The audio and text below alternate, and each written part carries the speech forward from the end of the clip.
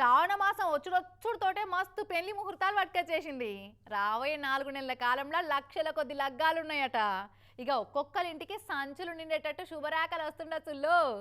అయితే ఎన్నెన్ని తీర్ల రేటీ పత్రికలు వచ్చినా గిట్ల చూసి గిట్ల పక్కకు వారేస్తారు కొంతమంది.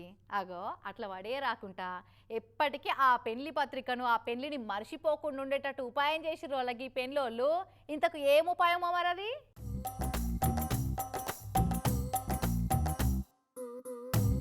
ఇవి చూపించి ఏంటి ఇవి అని అడిగితే అయ్యో సుందరకాండ రామాయణం పుస్తకాలు గంత తెలవనంత ఎడ్డోళ్ళ అనుకుంటారు కదా పక్కాగా కదా. కానీ ఇవి వట్టి సుందరకాండ రామాయణ పుస్తకాలే కాదు, పెళ్లి పత్రికలు కూడా. ఇక చూడురి లోపట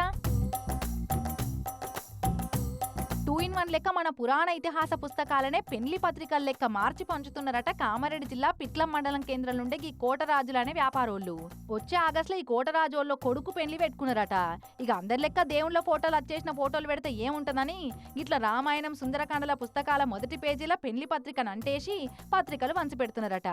ఒక 1200 సుందరకాండ 1200 రామాయణం పుస్తకాలు తీసుకొచ్చిన దాంట్లో మొదటి పేజీలో ఈ యొక్క స్టిక్కర్ వివాహ ఆహ్వాన పత్రికను ప్రింట్ చేసి ఆ స్టిక్కర్ను అతికించేసి ఈ రకంగా మా మిత్రులకి బంధువులకి స్నేహితులందరికీ కూడా ఇవ్వడం జరిగింది. ఇక ఇది వరకు ఈయన బిడ్డ పెళ్లికి భగవద్గీత బుక్కులు వంచిరట గిట్నే.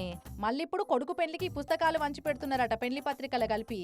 మా యొక్క కూతురు వివాహ సందర్భంగా భగవద్గీత పుస్తకాలను తెప్పించి దాంట్లో నుంచి మొదటి పేజీలో ఆహ్వాన పత్రికను ప్రింట్ చేసి అచ్చు వేయించి అతికించి అందరికి పంచడం జరిగింది. ఇట్లా వేస్తే పత్రికలు ఎప్పటికీ వారేకుంటుంటాయి, పుస్తకాలు చదివితే పురాణ ఇతిహాసాల గురించి కూడా తెలుస్తాయి అనేదే వీళ్ళ కాన్సెప్ట్ అన్నట్టు. మంచిగా ఉన్నదిలే ఐడియా.